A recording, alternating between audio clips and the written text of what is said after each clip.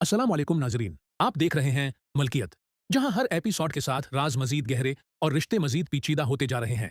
जावियार अब इस हकीकत के बहुत करीब पहुंच चुका है कि करण अकेली नहीं, बल्कि उसके पीछे एक ऐसा ताकतूर शख्स मौजूद है जो हर कदम पर उसके मंसूबों को नाकाम बनाने की कोशिश कर रहा है। आज के एपिसोड में कहानी एक ऐसा मोड़ लेने वाली है जिसके बाद किसी पर भी आसानी से भरोसा करना मुमकिन नहीं रहेगा। लाकर रोम में धमाके के बाद हर तरफ धुआं फैल जाता है। जावियार फौरन सफवान और जारा को एक तरफ हटा देता है।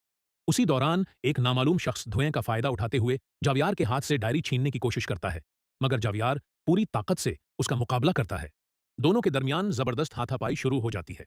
चंद लम्हों बाद वो शख्स अपना मंसूबा नाकाम होता देखकर वहां से फरार हो जाता है, लेकिन जाते जाते वो जावियार से कहता है, तुम सच के बहुत करीब पहुंच चुके हो, मगर याद रखना, हर सच जानना जिंदगी नहीं बचाता, बाज औकात सब कुछ छीन लेता है।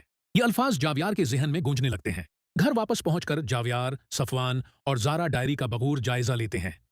डायरी के आखिरी सफहात में एक पुराना नक्शा छिपा होता है, जिस पर खानदान की एक पुरानी हवेली का निशान बना होता है। नक्शे के नीचे सिर्फ एक जमला लिखा होता है, असल राज दीवारों में नहीं, तहखाने में दफन है। ये पढ़ते ही सफवान को याद आता है कि बरसों पहले उस हवेली का तहखाना अचानक बंद कर दिया गया था और उसके बाद कभी किसी को वहां जाने की इजाजत नहीं दी गई। दूसरी तरफ करण को भी मालूम हो जाता है कि जावियार के हाथ एक अहम सुराग लग चुका है। वो फौरन अपने साथी से कहती है, अगर जावियार तहखाने तक पहुंच गया तो हमारा बरसों का खेल खत्म हो जाएगा, उसे हर कीमत पर रोकना होगा। रात के अंधेरे में जावियार, सफवान और जारा पुरानी हवेली पहुंच जाते हैं। वो जंग आलूद दरवाजा खोलकर सीढ़ियां उतरते हैं। तहखाने में अजीब खामोशी होती है। अचानक जारा की नजर एक लुकड़ी के संदूक पर पड़ती है। जावियार जैसे ही संदूक खोलता है, अंदर से कुछ पुरानी फाइलें, एक खानदानी वसीयतनामा और एक तस्वीर निकलती है।